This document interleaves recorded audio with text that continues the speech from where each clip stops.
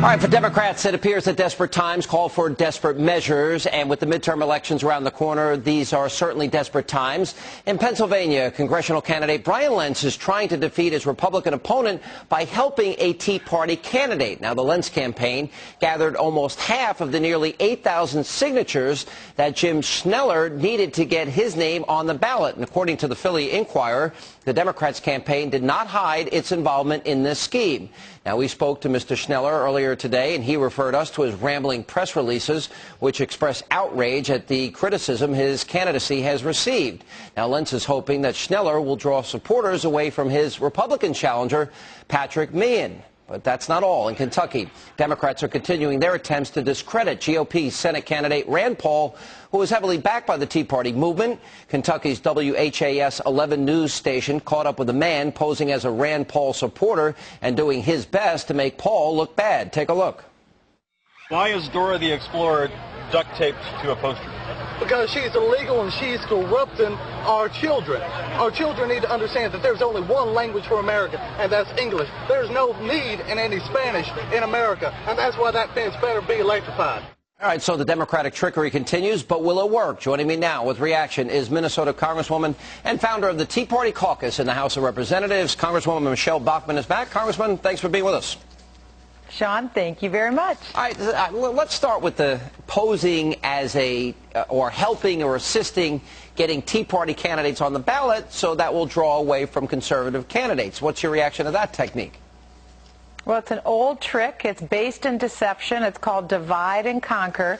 In this case, divide the Tea Party and the conservatives, and then the Democrats can conquer the election. This has been tried before. It was tried in my home state of Minnesota, where we had a fake candidate and a fake political party. People saw through it, and it actually hurt the Democrat, and the Republican won. And that Republican was John Klein of Minnesota, and he's serving superbly in the United States Congress. So I think that the very same thing will happen again. Now that the people know the Democrats think that they have to deceive in order to be able to win, I think that'll turn on them. All right, well, it's interesting. And then the attacks on Rand Paul, I mean, this is all an orchestrated effort. And I spoke to a lot of Tea Party members when they were in the news and they were being accused of racism, that it seems that the Democrats would want to put their plants in a Tea Party gathering in the hopes that they can reinforce this false image or narrative that they're advancing.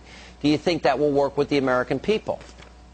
Well, I think, again, it'll be exposed for what it is, and it demonstrates clearly what the Democrats fear more than anything is the Tea Party in the midterm elections, because the Tea Party, after all, is nothing more than mainstream Americans that don't like the Obama-Pelosi agenda, and that's made up of disaffected Democrats, independents, Republicans, libertarians. That's why they're so afraid of them. And when this gets exposed, where you have Democrats infiltrating with fake signs and fake Tea Party wear, for instance, that's going to turn on them, and we need to expose it at every corner. They said earlier they were going to do this, and it's going to turn on them. All right, now, listen, I was hoping that Congress would stay out for the entire month of August and then maybe beyond, maybe stay out till Christmas, because I figure every time they're in Washington, they're going to want more of our money.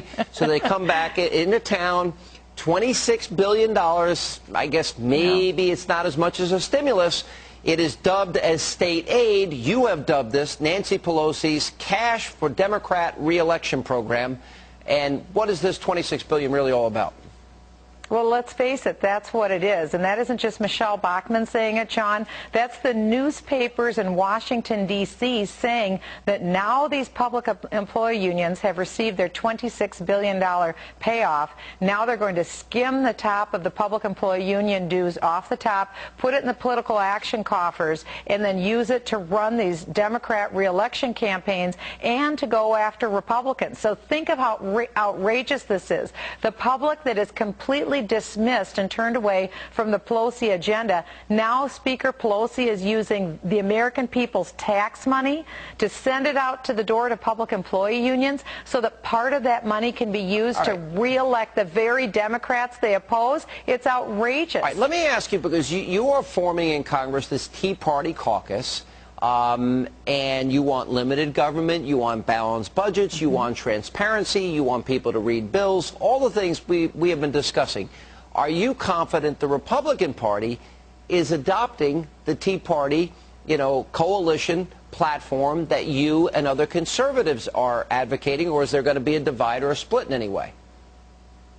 Well, I think that unity is what we're all looking forward to this fall, but I think the patience of the American people is very thin. They're looking to the GOP right now for leadership, quite frankly. Will the GOP have its act together to act within the limits of the Constitution, not spend more money than what we take in, cut spending, cut taxes? It's a very simple formula. If the Republicans adopt that agenda, we will win in a landslide in these elections, and we'd be foolish not to adopt the Tea Party mainstream America agenda. All right, Congresswoman, thanks for being with us. Appreciate it. And Thank coming you, up Sean.